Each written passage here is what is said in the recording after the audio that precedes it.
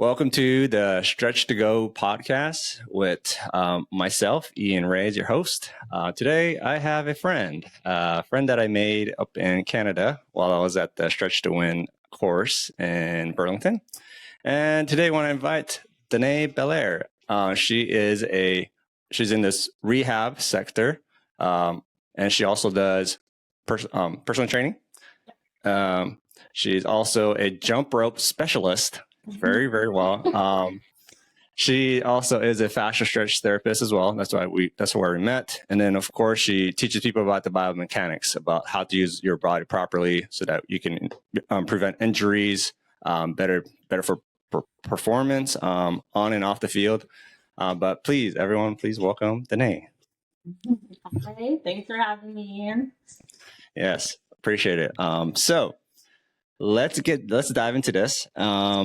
I would like to know your location that you're working currently, what you do for occupation, if I messed it up, and how long you've been doing it. So please, go ahead. So right now I'm based out of Whitby, Ontario. So kind of like Durham region. Do a little bit of work in the Greater Toronto area. I've been in the rehab field for almost 10 years now, so have been doing this for a little bit. Yep. Started personal training probably just within like the last couple of years, a little bit more. And I do it all kind of like in the same place. So it's a really good integration. Sometimes I'm just following up once people have recovered from their injuries, now getting them back into like their regular kind of working out where they wanted to be before, that sort of thing. Or if they want to kind of get back into working out while still kind of rehabbing their injuries, how we can kind of progress from there while making sure we're not doing any further damage in that aspect. Yeah, that's pretty much it. You got everything else right. Those are my main focuses. A lot of jump rope for myself. I try to get a lot of other people into it as well. Sometimes I've been successful, sometimes not, but if you ever want to talk about that, let me know. Which pushes me to the next question. How did you get into jump roping? Like as like a hobby and not like I know you've probably been to some convention or like maybe in the past, but tell me what's the story? Yeah, so I was literally just like scrolling Instagram one day and a video popped up and they were like super skilled. They're doing all the tricks, like flinging the rope around in the air. And I was like, I want to do that. And I went outside and skipped for like 5 minutes and I was absolutely dead after that. And I was like, oh, this is like a real undertaking that I'm getting into. And then I actually didn't do it for like a month. Mm-hmm. And then I was like, if I want to actually like pursue this and like get to that level of doing tricks and stuff, like I have to commit to it. So I told myself I was going to practice 3 times a week, no matter what. I did that for like a year. I actually got a coach for a little bit as well. So I was like very serious about it. Okay. And then, yeah, that's just kind of led me to where I am with it now. So what's your regimen with incorporating your, like with exercising and now that you're incorporating jump roping, like how do you do that throughout the week? Is it on and off? Yeah, so it has actually changed a little bit now that I've been doing the FST sessions, because I do find that because I'm using my body a lot more, I am a little bit more like fatigued at the end of the day. I have to kind of like listen a little bit more to my body and adjust from there. But typically I was doing like strength training 5 times a week.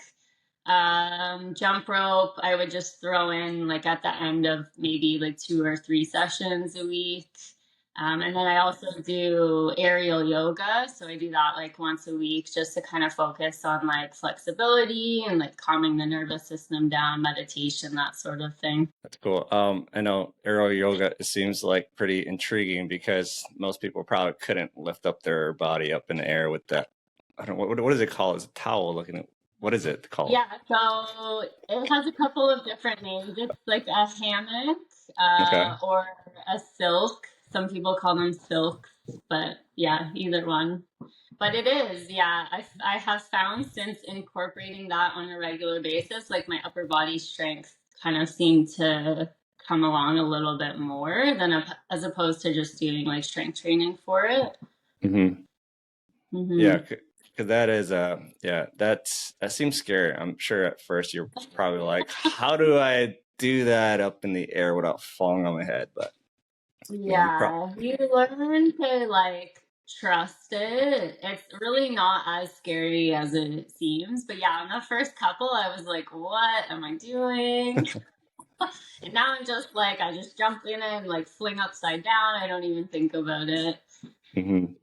That's awesome. Do you typically with the FST, is there a certain demographic or a population that you're typically doing FST with? Yeah, so because I'm doing it in like a rehab facility, a lot of our population is already like a pretty athletic population. Hmm. We work with a lot of like private clients, which means like not as much like motor vehicle accident or like people that are referred by insurance. Like they're coming here on their own and wanting to sort out injuries, which for the most part are from a sport or activity, especially CrossFit. So we have a functional fitness gym in the same plaza. So we get like a lot of referrals from there as well. That's The nice. nature, the nature of the sport. Sure. So I would say like most of my demographic would kind of fall within that. Actually, a lot of like police officers as well. And since they have to do like a lot of sitting, very stiff, like hips, shoulders, that sort of thing. How do you, yeah, that's the things like when you're doing with police officers, I mean, do they come knowing that you're doing FST already or some kind of rehab, or how does that kind of segue into doing, oh, let me show you how to do this FST module? How do you, I guess, how do they get Yeah, into doing FST?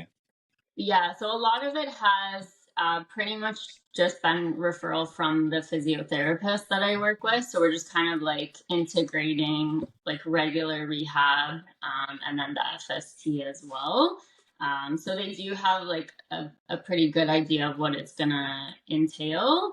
Some of them come to me and they're like, I have no idea what we're doing, but let's do it. So I do have to explain it a little bit more beforehand.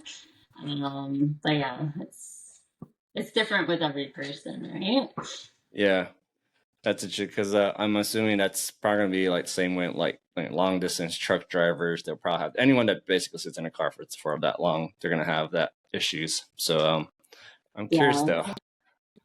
though. I'm curious also with the FST. How did you find out about Stretch to Win? Yeah. So again, the physio I work with, so he's also the clinic owner. He had worked alongside like a few other massage therapists and whatnot who had taken the course through Stretch Mhm. to Win. So he was kind of familiar with the FST process as well. So he actually just suggested possibly taking that course. Um, and I had like a general idea of what it was, but I had never really like looked into the course or anything on my own. Mhm. So after he suggested that, then we kind of just like went from there. So yeah, but super grateful that it worked out the way it did because I'm loving doing this already. Yeah. Did you have any like initial thoughts or like hesitancy when you before enrolling into this course, FSC course? Yeah, so I didn't really know like fully what it was gonna entail. I didn't know like how big the group size was gonna be, like how much hands-on learning we were doing as opposed to like learning material, just like those sort of things. But like from the moment we got there, I just had this like ease about it because all of the instructors were so great and down to earth and like the whole experience. I honestly, for the first couple of weeks, I just like raved about it to everyone. They were probably so sick of hearing it. No, but I think that's the same for me. Like once you saw it, you did it, and you experienced it yourself, you're like you're sold. And it is true. I think like with FSD, you have to know what it is personally to be doing it as a practitioner, and also to be have done so that you can relate that to you know Kurt or former not former but for future clients. Like you have to. And I think that's that fire that you probably felt too. You're like, man, this is awesome. This can help everyone. 100%. Yeah. And I'm always like, the way my body felt after that week when like I came home from that was like, I've never felt so good before. And like, I regularly work on like dynamic warm-ups, stretching, flexibility. Like I'm a person that's on top of that already. But like the benefit that I got as well from that, just it's like you said, you're sold. Like because you've experienced it yourself and you know that it works, you have that confidence to then be able to apply that and know that it's going to work for other people as well. So how are you incorporating fascia stretch therapy with clients? So say like they're coming in with a rehab injury. Do you have an intake, or do you already have their health history? Do you have to already educate them with FST? Because since the clinic owner already has knowledge about FST, is there a process that you have to say, hey, this is what I do, or whatnot? Can you explain to me like what your process is with FST there at the clinic? Yeah, so far because we've been kind of working hand in hand, like I already have access to health history, that sort of thing. And like most patients have already worked with them in the past, through like rehab exercises and whatnot already. So I already have a general idea of what's going on with their bodies. Some people may have gotten an injury in like another area of their body since I worked with them. So I always will do like kind of a mini intake before I start the session anyway on their first time, just so I know fully like what's going on, or I'll like discuss it with the physio as well beforehand, just so we're on the same page if there's any like contraindications, things like that. But yeah, for the most part, it's like pretty seamless because I already have a good background on them. And like new patients that haven't been here before, obviously, yeah, we're grabbing that health history, seeing what's going on, assessing movements, that sort of things. I always like to take a look at like squat patterns, lunge patterns, things like that, especially if it is an active population. But yeah, it's pretty easy. Do you do some with the assessment? Besides doing the assessment on the table, the initial assessment, do you have them do like any type of like overhead squat or like rotations or toe touch, or what kind of other assessments do you do to see where kinetically they're like, oh, that's tight, your hamstring's tight, or your calf is super immobile? Do you do any of those, or? Yeah, so definitely, like I said, like I've already done a lot of those tests with patients previously. So like I know if they have like limited ankle range of motion, things like that. But yeah, I will like, and even through as kind of like reassessments, just like retest the squat, like wall test for ankle dorsiflexion, things like that. Like you mentioned, like rotational work, just like those objective measures that you can grab so that you can get a good base, and then as well follow up and see if they are making improvements in those movements. That's awesome. Yeah, because I feel like that's what I tend to have done since I'm not in a PT clinic anymore like you are. So like I don't have access to people. I have to go out and find people to do FSD. So those are my initial assessments. Is like, okay, let's see kinetically where you're at, so I can see, and you could tell me like give me some feedback where you're feeling tight, or if there's poor posture or whatnot. So which is super important because a lot of people too like are very focused on the specific area where they have pain or discomfort. And we know a lot or most of the time it's not coming from that specific area. I mean, unless they have like a tear or a disc bulge or things like that. But if it's just like a movement imbalance, typically it's coming from another area of the body, right? And they can't always feel that. So it is always a good idea to grab those objective measures so that we can see and even point out to them. So a lot of the time, as I'm doing the FST, I point things out to the patient and like telling them what I'm finding, and they're a lot of the time surprised, like, oh, that side's tighter. I thought it would have been like this side that hurts, right? yeah, Sometimes it's due to compensation. Sometimes that could be what's causing their other side to hurt. We have to kind of like find these things out, right? But it's always kind of a running assessment and trying to put all those pieces together. that's great. Can you share with us some wins or success stories that you've had ever since you were done with the course and you've been doing FST there? Share some stories that you have. Yeah, so I jumped right into it. Week I was back. It was a learning process for myself as well. Just like figuring out my own body mechanics and like they said, they're like dealing with like the real population is going to be very different than all these active, like pretty much we were all pretty flexible already. You were a little tight, but Wow, yeah, thanks. for the most part, like we were all pretty good. And then yeah, coming in here and feeling like real, like dead weight, like a full limb that's like relaxed. It's very different than what we did in training. So just getting used to that and then like focusing on my body mechanics and figuring out those different positions because I am smaller. So sometimes I have to like adjust in ways that would be different for someone else who's not my size. So as far as like client outcomes, honestly, everyone I've worked with within like 2-3 sessions, even if it's not like a major improvement, like I can see these small changes happening like week to week.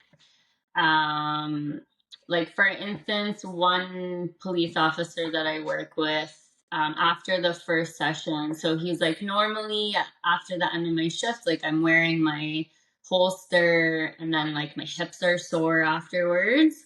We did one session, he came back, he's like, all week after I was done my shifts, like my hips didn't hurt from that. So it's just like things like that, these little things that people they deal with. It's probably not like stopping them from doing anything, but these little things that they feel every day and just kind of get used to feeling, if we can get rid of that and have them be like, oh, like this isn't happening anymore. Like I've just been seeing things like that with patients week to week. And then they'll come back and they'll be like, that movement that we weren't getting a lot of before, I think it's getting better. I think I'm getting a little bit more. And it's nice to see them like so excited about these little like range of motion improvements, things like that. So yeah, just stuff like that. Yeah, I think I agree. I think a lot of those small wins are like small moments where they can feel it and they're telling you, every time you come back, it makes you feel good as a practitioner because you're like, the work I'm doing, it's affecting them. It's helping them. They need it. And so I think that's what kind of keeps me to want to do more FST, because I know if I can help this one person, I'm sure another person I can help some way or another, whether if it's physically or emotionally. I've yet to help someone emotionally yet. It's mostly more physical. So, yeah. But say, I think like maybe second week I did it, I had someone cry on the table, and I was like so excited about it. No way. Not that I like wanted them to be crying, but I was like, oh, this is what they were talking about, like a nice emotional release. And I was Hmm. like welcoming it. I was like, let it Dang. out. Like, this is a safe space. Yeah, it's great. I haven't had like ton of Hmm. that. But yeah, a lot of like laughing, a little bit of crying. Like you can see those emotional responses coming out. Yeah. I do try and like set the tone of the room. Like I have the diffuser going, I have the lights down a little bit. I try to make it like very relaxed. I have like yoga music going, like a little bit of Yeah. background music. So people usually like, aside from the physical like stretching and physical outcomes they're getting, like a lot of people just feel really good after these sessions because they've been able to stop and slow down and relax and focus on their breathing, which is super important because a lot of us don't do that anymore. We're just go go go all the time. Our nervous system is like all the way up here, and that affects how we're recovering, and whatnot. So we need to be like looking at all those aspects. Yeah. Man, that's awesome. That's awesome. Hmm. That's awesome to hear about that lady.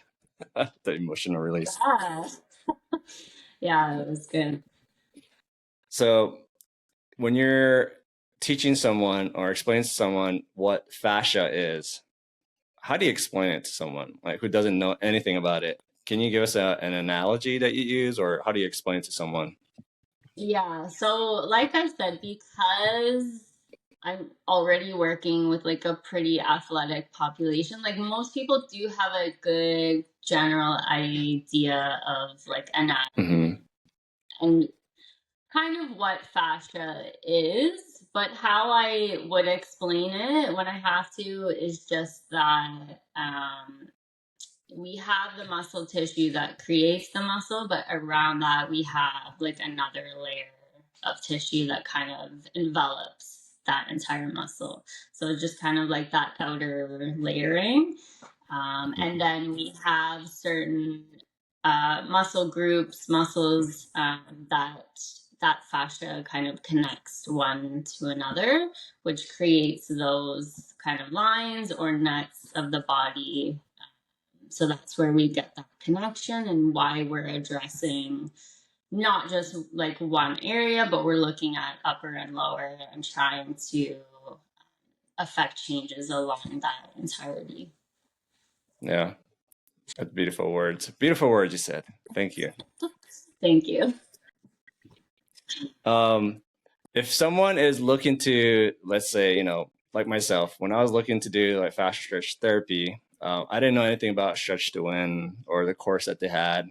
It was a long, man, at least 6 months until I made the decision to do it. But what would you say to someone who's on the fence about enrolling into Stretch to Win's FST course? Yeah, so I still like probably don't know much about like any other institutes or like programs that are teaching it.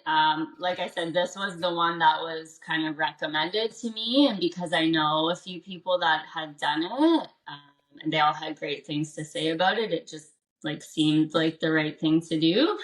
Um, but yeah, like I said, like once I got there, just even the first day, the environment and how they had it like so well laid out, that alone, like day one, I was like, yeah, this is gonna be good. But as we went through the whole week and I saw how like each day was structured, and just like my learning experience of it, like how well the information was retained and how, because we were practicing it continually, like it just, those motor neurons overnight were just like building, and like each day we just felt like more confident with the skills. And it was just wild to look back and see that in 5 days of doing that, like how much we had learned and how I Mhm. could just immediately the next week start practicing on patients and be confident enough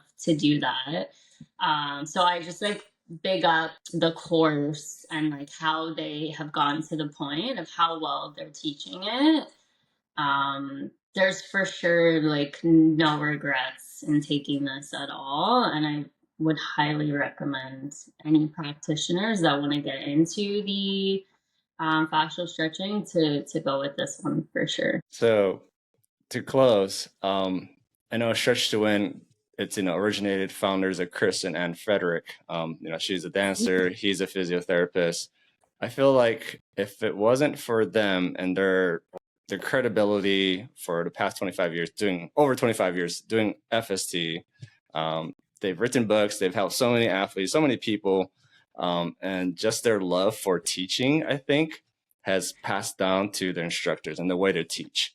And even though I've never met them in person, like just looking at watching their videos, reading the books, it's helped me to know that they truly care about practitioners like us to go out, help people, teach them about why fascia is important. And like you're saying, it's not only just physical, but it could be, the nervous system, helping really release that tension.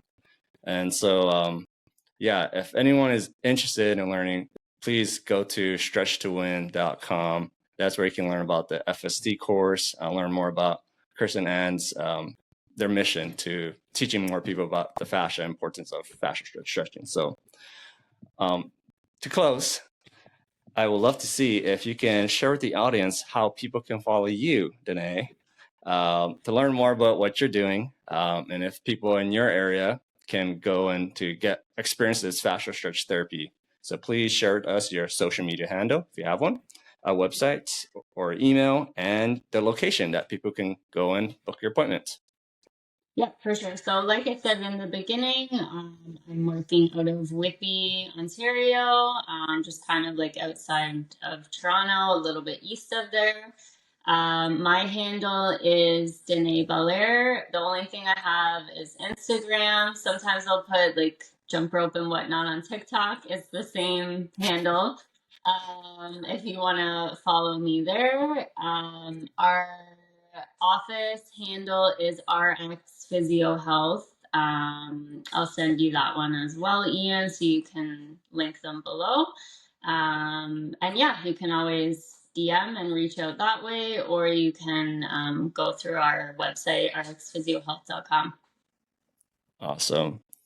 Well, to conclude, for those who are continuing to learn about what we do as FST practitioners, and the courses that we took, you can, like I said, go to stretchtowin.com.